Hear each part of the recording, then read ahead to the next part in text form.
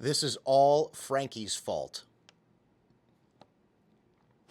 All right, so not entirely all Frankie's fault.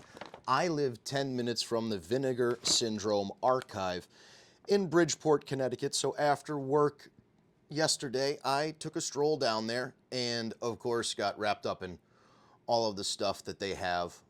They have new re-releases that they do, like 4K re-releases of B movies and such. They have used Blu-ray, DVD, VHS, CD vinyl, Laserdisc, and apparently other stuff that I didn't even know existed until yesterday. We'll get to that in a second. Let's just dip into the easy stuff first. They give you a nice bag and a QR code if you want. Here, fucking check it out. Whatever. This was the one I was actually looking for. Tombstone on Blu-ray, because I'm sick of trying to find it on streaming when I want to watch it. And there it was. It was the last thing I saw. I looked through a bunch of Blu-ray shelves, and they were all in alphabetical order. It's organized pretty well for a store that has a huge inventory that would be really hard to catalog. But I went through several of the Blu-ray shelves and cases and found myself a copy of Tombstone for $8. Not too bad. Straight up, I thought when I saw it like this that it was The Warriors from the 1970s, but it's an Errol Flynn film. Only his arms were mighty enough to hold a nation's destiny and a woman's love. I might send this one to Cap, or I'll just watch it and I'll tell Cap to review it. He's probably already said. Chances are, if I ask, "This is your captain speaking, Levi," about this, he probably already has seen it, or he's got it on 16 millimeter or some shit like that. You already know. And It's a Wonderful Life. What was it, $1? It was probably $1. There's no need to have this on any physical media. They play it once a year. It's on streaming. It's everywhere. But there's something about having this in the case of like a fucking EMP or something. I don't know. It's a paranoid theory that it's like I want hard physical media and I also want the old cut, because apparently this new edit that they put up on streaming cuts out some stuff. So this'll do. And it was $1, and it takes me back to watching this shit on There was a time where folks were old enough, or young enough, I suppose, to own a CRT television and a VCR unironically. This was just a real thing that humans did for several decades of human existence. Now it seems silly, but it's a real thing. We watched these unironically. We put these in as our weekend or weeknight entertainment. We popped a bowl of popcorn and we watched a movie on VHS. That's like a real thing that happened. It seems silly, because now looking back, yeah, was it the best quality in the world? No, but that was what we had, and we made do. So here's the other thing. I went to the Laserdisc section because Frankie Frayne from Red Cow has been collecting Laserdisc. I have a couple already. I've been to the archive before. It's not my first time. I have a few upstairs already. Star Wars. I think I got Babe the Pig, and a couple other weird bibs and bobs. I think I got a Star Trek episode as well. The Corbomite Maneuver, that's with Clint Howard playing the kid. Tronyak. I don't know if you know that. But anyway, I wanted to get a couple more Laserdiscs. I don't have a player. The guy even asked me when I cashed out, because my total with all this shit was $48. He's like, "Do you have a Laserdisc player?" And I'm like, "No, but let me explain why I got this stuff." There's a guy named Frankie Frayne on Red Cow who collects Laserdiscs. And I didn't say Frankie Frayne. I didn't plug the channel. I'm sorry. I should have. But I went looking for Laserdiscs, and I found some Laserdiscs, and then Cap, Levi, let me know some of this stuff isn't Laserdisc. It's something else entirely. These ones. All right, now here's the thing. There's a few things that I got in here that are sentimental and some things that are weird. Most of this is not going to be watchable. Like, you would not want to sit down and watch most of the stuff that I picked up, and I completely understand that. And I'm probably not going to sit down and watch it either, because I don't own a CED player, whatever the hell this is. But this is the Pride of the Yankees. This is a classic film about Lou Gehrig. You see Lou Gehrig, you see Babe Ruth. I mean, it's it holds a special place for me as a Yankee fan.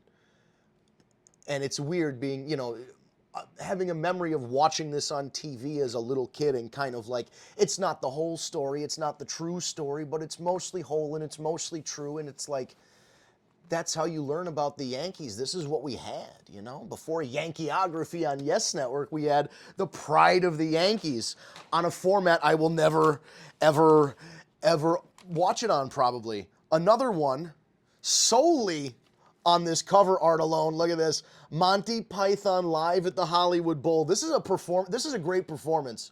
No joke. And I thought having it on some sort of physical media would be great.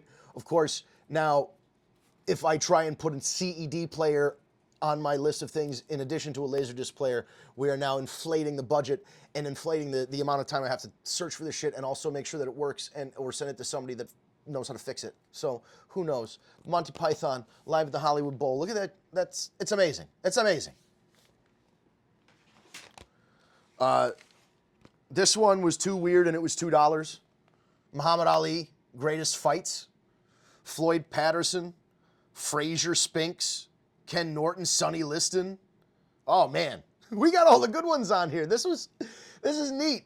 This is actually a neat little disc that I can't watch. And this is actually a laser disc. Speaking of, how could I got Pride of the Yankees. How could I not get The Babe with John Goodman? Look at this. Look at that. Look at that. Oh, I remember seeing this poster.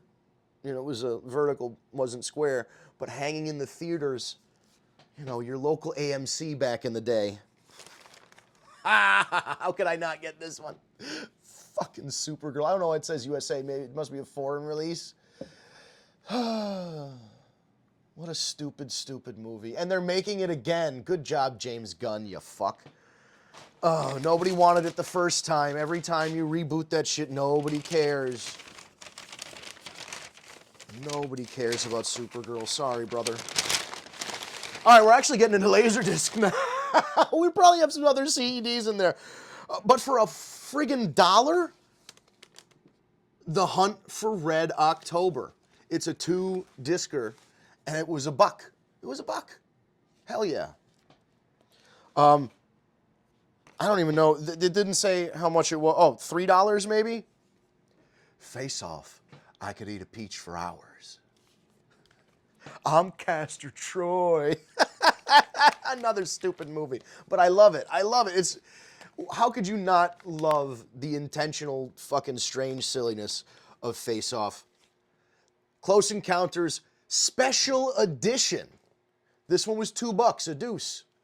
Those $2 laser discs, they're putting us in the poorhouse, Frankie. Look at that. Oh, Jesus Christ. And this one was $3. The most expensive Laserdisc is the worst movie, Ishtar. These men are pawns. I'm going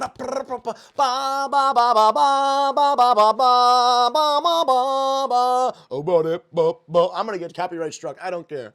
Little darling. Oh, Warren Beatty, Dustin Hoffman. Hell yeah. Do I have one more bag left? I think I have one more bag left. Holy shit, I can't believe I got all this crap at Vinegar Syndrome, but it will make for a cool display. I might never watch it, but it'll make for a cool display. Oh, I love this movie. Back in the day, there was a theater called the Elm Theater here in my hometown, and it was a second-run theater. It used to be a first-run theater, and then it became a second-run theater, and then it became a run-down second-run theater. You know how that stuff goes. So, long story short, I watched Mr. Holland's Opus from the balcony. See, this was a real movie theater back when the seats were like that red felt color. You had a curtain that they would draw before the show that would reveal the projection screen, and there was a general, seated area, but then there would be a balcony. And they don't do that anymore because I think the balconies collapsed and people died. But I mean, geez, you only live once. Let's fucking risk it watching a movie. Anyway, I was 10 years old up in the balcony of this theater. We probably paid $6 a piece to watch Mr. Holland's Opus, and I really love this movie. I know it's a strange thing for a kid to really be into a drama movie like this, but I love music. I was going into music school when I was a younger man, so yeah, this one always holds a special place for me. I don't know why I bought this. Rob Roy with Liam Neeson.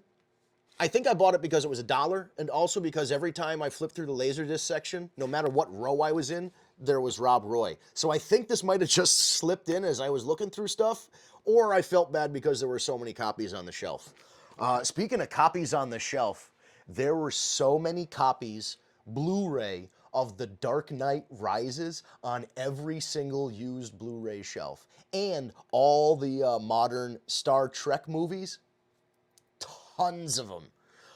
Into Darkness in the third one, whatever the third one was, especially. Holy shit! It was littered. Like if you went into the S section, it was mostly those new Abrams Star Trek movies. And I say new; they're fucking old as fuck now. This one's $1.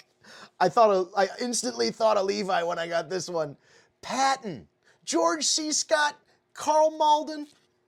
It was $1. It was $1. Look at that cover. Oh, look at the back with all the info on the film. It's fucking... We don't package media like this anymore, and if we do, it ends up being a $300 special edition with some other garbage attached to it that you don't even want. Media used to be packaged intentionally and beautifully, even if it was a VHS release or a Laserdisc release. Now you have to wait for stupid special editions. This is one I haven't seen. And, again, not that I have the ability or means to play it, but for $2, The Wild Bunch, I thought it was a solid pickup.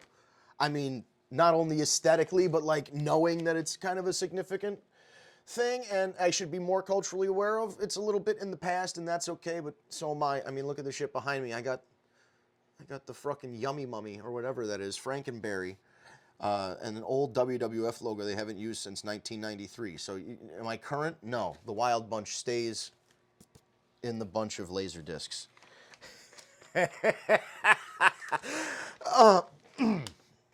This one's going to take some explaining, but not really. It was $2. Neil Sedaka in concert, Disco Vision from MCA with the ITV Concert Orchestra. ITV! That's fantastic. So, does it have a track list? It has a track list here.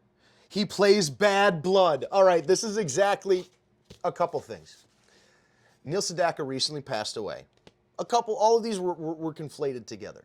Neil Sedaka recently passed away. This thing was $2. I see him on here. I happen to have also seen Neil Sedaka in concert between 1 and 3 times in my life. I know I've seen him at least once, but I want to say it was at least once. Probably in the 2 or 3s. Great show. Again, I love older music. I listened to all oldies, Beach Boys, and all that stuff growing up, and doo-wop and whatever. And then it wasn't until I was a teenager that I got into like more modern music. And by more modern music, it was still far behind because then I listened to like grunge and shit when I was in the 2000s. Whatever. I'm a little behind the times. It happens. This is significant because all of that I just explained. Does he do Calendar Girl? He has to do Calendar Girl. He, of course, does. That is one of my favorite songs of all time. He wrote and performed that song. It was a big hit back in the 50s, early 60s. He has a huge repertoire of songs written and recorded. Really, really talented guy. Calendar Girl is just like a fun 50s song talking about, January, you start my year off right. February, you're my little Valentine. So it's cute. It's cute. It's like 3 minutes long. It's a pop song. Don't overthink it. The reason I mentioned Bad Blood, some of you know I'm a big Opie and Anthony fan. And there was an episode of Opie and Anthony where comedian Colin Quinn, Saturday Night Live, etc., he demanded that they play the live version of Bad Blood from Midnight Special as his intro music when he came on the show. And they're like, why? And if you go to YouTube and you look up Neil Sedaka, Midnight Special, Bad Blood, he is wearing the mommiest of mom jeans. Skin tight with the bell-bottom flare, real tight at the hips. Like, I understand it was the style at the time, and he was asking 5 Bs for a quarter, but It was really, the best I can say, it was an androgynous look, and if I'm being unkind, he straight up had mom jeans on and he looked like a chick. So all these things together, I can spend $2 on a Neil Sedaka laser disc. Whatever. It made my day a little bit brighter, and it will make my day brighter as I look at this and remember Colin Quinn saying, "Put on Bad Blood. Look at the dance." And he does this. Oh my God, I forgot he does the dance. Oh gosh, he's doing this dance. Oh, it's so. You have to look it up. Neil Sedaka Midnight Special, Bad Blood. Thank me later. I literally went to the store to buy a copy of Tombstone on Blu-ray. This is all I wanted. This is like going to fucking Target. They got me for $48. They got me for a Blu-ray, 2 VHS, 1, 2, 3, 4 CEDs, and 1, 2, 3, 4, 5, 6, 7, 9 laser discs. Somebody send me a laser disc player so I can watch this shit. I don't know. I got all these TVs. I got nothing to play these on. Help me out here. That was my unboxing. Vinegar Syndrome, Bridgeport, Connecticut. It's called The Archive. It's absolutely worth checking out. They have new releases as well as a huge selection of used stuff. You can also trade in your stuff if you have something valuable, or if you just have a bunch of junk VHS you want to get rid of, they'll take that too, because they're just selling stacks of VHS, you know, buy one, get one free, or buy two, get one free. There's all kinds of deals in there, because if it's older media, they will accept the trade, but they have so much of the older formats, like especially DVD too. You can buy two, get one free for the DVD as well. It's really, really cool shop. The guys there are cool. I bought a Canon Films t-shirt there the last time I was there. I rock that all the time now. They got some clothes, they got skateboard decks, they got vintage movie posters. They're a little not expensive. They start at 20 bucks, I think. But like, if you want like a large format movie poster, you know, like not 11 by 17, bigger than that, like, you know, one of those big 30, 40 inch posters you would have seen in a theater back in the day, you should check it out, because they got a big stack of them. It's mostly horror movies, obviously. That's kind of like most of what anything in the vintage market is these days, is horror. But there's some other dramas and stuff in there. There's stuff you recognize, stuff you don't, some foreign posters, all kinds of stuff. Comic books too. I mean, they got all kinds of shit, man. You should just check it out. Vinegar Syndrome, Bridgeport, Connecticut. I'm talking too much. Bye.